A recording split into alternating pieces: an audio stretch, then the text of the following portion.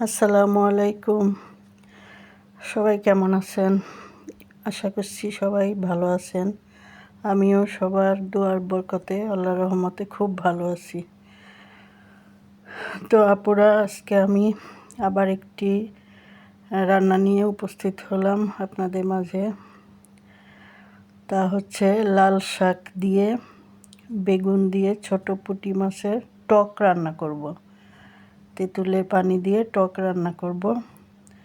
তো সবাই দেখতে থাকুন ভিডিওটি, কিভাবে কি করলাম সব সামনে দেখাবো। কি কি উপকরণ দিলাম সব দেখাবো। তো দেখেন, আমি রেডি করে নিয়েছি।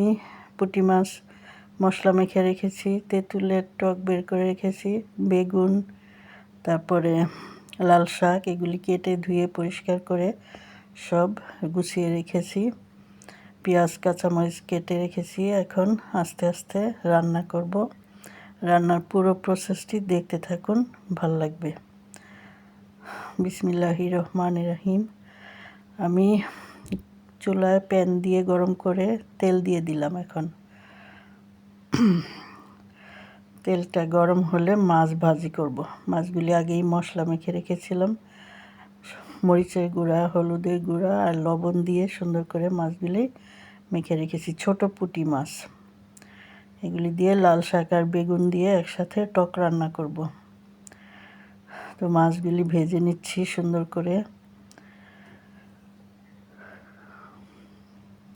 সবগুলি দিয়ে দিয়েছি একবারে। তো সুন্দর করে মাছগুলি উল্টে দিয়েছি, ভাজা প্রায় হয়ে গেছে। দেখেন আমার মাছগুলি সুন্দর ভাজা হয়ে গিয়েছে, পুঁটি মাছগুলি। এখন হচ্ছে মাছগুলি উঠিয়ে রাখবো, একটা বাটিতে আলাদা করে উঠিয়ে রাখবো।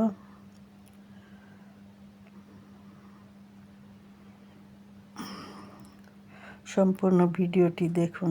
এখন আরেকটু তেল অ্যাড করে তার মধ্যে আমি কাঁচামরিচ আর পেঁয়াজ কুচি দিয়ে দিয়েছি। পেঁয়াজ কুচি লাল হওয়া পর্যন্ত অপেক্ষা করব। আর ভিডিওটি ভালো লাগলে আপুরা লাইক করবেন, কমেন্ট করবেন। নতুন বন্ধুরা যারা দেখছেন একটু কষ্ট করে সাবস্ক্রাইব করে রাখবেন আর একটা লাইক দিবেন, কমেন্ট করে যাবেন।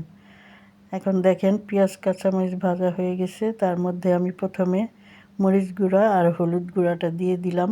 তাহলে হয় কি, তরকারি কালারটা একদম সুন্দর একটা কালার হয়। মরিচ একটু কম দিলেও কালারটা খুব সুন্দর আসে তেলের মধ্যে যদি এটা দিয়ে দিই।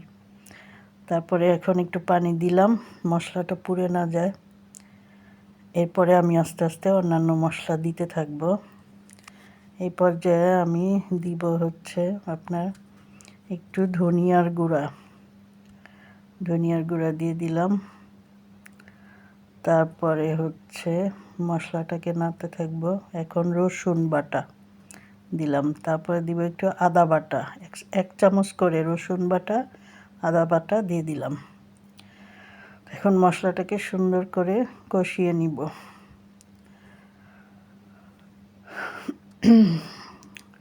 দেখতে থাকুন আপুরা, রান্নাটি বেশ ভালো একটি রান্না। এখন লবণ দিয়ে দিলাম, এক চামচ লবণ দিয়ে দিয়েছি। পরে দরকার হলে আবার দেখে তারপরে দিব। একটু পানি দিয়ে দিব। পানি দিয়ে আবার নাড়াচাড়া করে মশলাটা খুব সুন্দর করে কষাবো।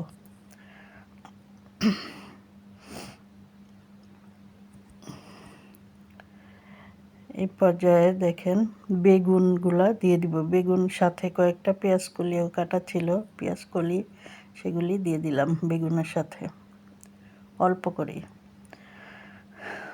তো বেগুনটাকে একটু কষাবো, বেশি দরকার হবে না, নরম তরকারি তো এমনি তাড়াতাড়ি হয়ে যাবে। বেগুন দিয়ে দিয়েছি, এখন একটু ঢেকে দিলাম, ঢাকনাটা দিয়ে ঢেকে। এখন খুলে দেখতেছি, দেখেন বেগুনটা কষানো হয়ে গেছে সুন্দর করে। এখন হচ্ছে এগুলির মধ্যে আমি লাল শাকগুলি দিয়ে দিব। লাল শাক দেওয়া হয়নি, লাল শাকগুলি এখন ধোয়া আছে, পরিষ্কার করে কেটে রেখেছি সুন্দর করে। দেখেন লাল শাকগুলি দিয়ে দিলাম।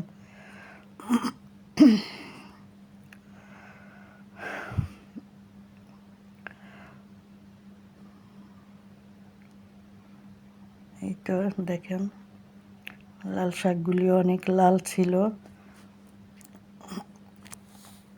দেখতে কালারটা বেশ ভালো আসছে। দেখেন একটু শাক দিয়েও আবার একটু কষিয়ে নিচ্ছি সুন্দর করে।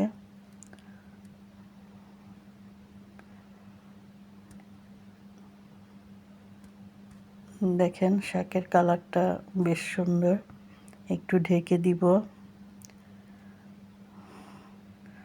তারপর দেখেন এখন সবগুলি কষানো সুন্দর মতো হয়ে গিয়েছে। বেগুন শাক সব সুন্দর করে কষানো হয়ে গিয়েছে।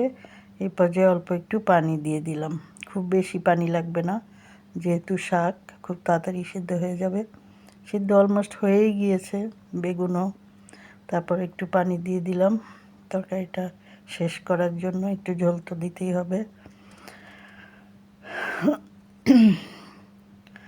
দেখেন প্রায় সব সিদ্ধ হয়ে গেছে। এই পর্যায়ে ভাজা মাছগুলি এখন দিয়ে দিব, কারণ তরকারিটা শেষের দিকে একদম।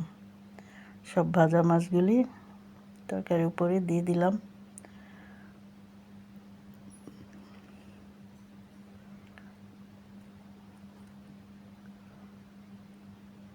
দেখেন প্রায় হয়ে গিয়েছে, এখন একটা উপকরণ বাকি আছে, সেটা দিলেই রান্নাটা শেষ হয়ে যাবে। তো এই পর্যায়ে দেখেন তেঁতুলের টকটা করে রেখেছিলাম যে, সেটা লাস্টে মিশিয়ে দিলাম। এরপরে আরও একটু 2-3 মিনিট একটু ঢেকে রান্না করব। কাঁচা পানির টকটা তো একটু 2-3 মিনিট ঢেকে রান্না করব, তারপরেই রান্নাটা শেষ। প্রায় হয়ে এসেছে, সব মশলা সব ঠিক আছে, লবণ টবণ সব দেখে নিয়েছি, সব ঠিক আছে। তো রান্নাটা অলমোস্ট শেষ। দেখেন লাল শাকের কালারটা কিন্তু একটু নষ্ট হয় না আপুরা, আমি হয়তো বা ঠিক মতো দেখাতে পাচ্ছি না, তো আমি তো দেখতে পাচ্ছি কালারটা খুবই সুন্দর। মাশাআল্লাহ দেখেন তরকারিটা খুব ভালো হয়েছে দেখতে, খেতেও অনেক সুন্দর হয়েছিল, টেস্ট খুব ভালো হয়েছিল। ছোট মাছ দিয়ে এইভাবে আপনারা রান্না করে দেখবেন, খুব ভালো লাগবে। ভিডিওটিতে একটা লাইক করবেন, কমেন্ট করবেন, আর সবাই দোয়া করবেন আমার জন্য। সবাইকে আসসালামু আলাইকুম, ধন্যবাদ।